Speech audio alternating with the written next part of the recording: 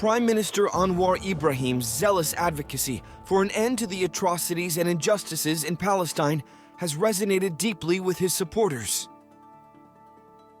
During the APEC Economic Leaders Retreat in San Francisco on November 17, 2023, he boldly questioned the United States' seemingly disparate approaches to the crises in Ukraine and Palestine, highlighting the glaring double standards in its foreign policy. Anwar deserves an appreciation for articulating Malaysia's unwavering support for the Palestinian people. His stance reflects the collective sentiment of the Malaysian population. It is noteworthy that Indonesian President Jokowi initiated the discussion on the plight of the Palestinian people in Gaza, preceding Anwar's address. The Sultan of Brunei also raised the Palestinian issue at this APEC meeting.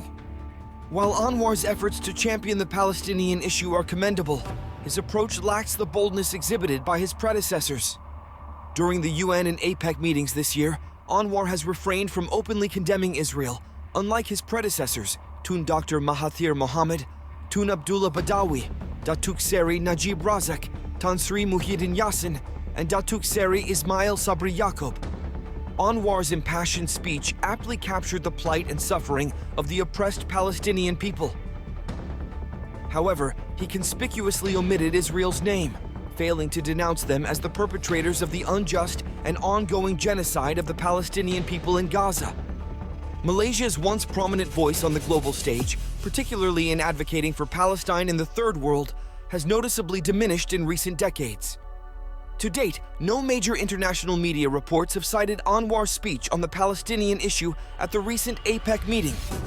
Unlike Dr. Mahathir, Anwar has not been granted the opportunity to speak or stand at the forefront of major world meetings, as evidenced by the ASEAN GCC and OIC meetings in Riyadh and APEC 2023 in San Francisco. The mantle of leadership as the voice of the Muslim world from the East, once held by Malaysia under Dr. Mahathir's tenure as the 4th and 7th Prime Minister, has now been assumed by the President of Indonesia, Jokowi. Malaysia's top leaders need to step beyond the confines of domestic politics and embrace the bold stance of their predecessors. Condemning Israel from within our borders is commendable, but it is even more vital to openly condemn Israel and its primary ally, the United States, on the international stage.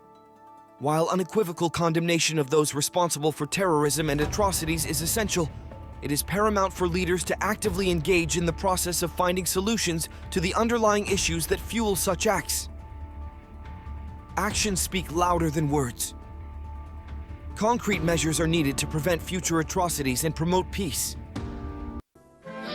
Perjuangan kita belum selesai, kerana hanya yang cekal dan tabah dapat membina, beri tanda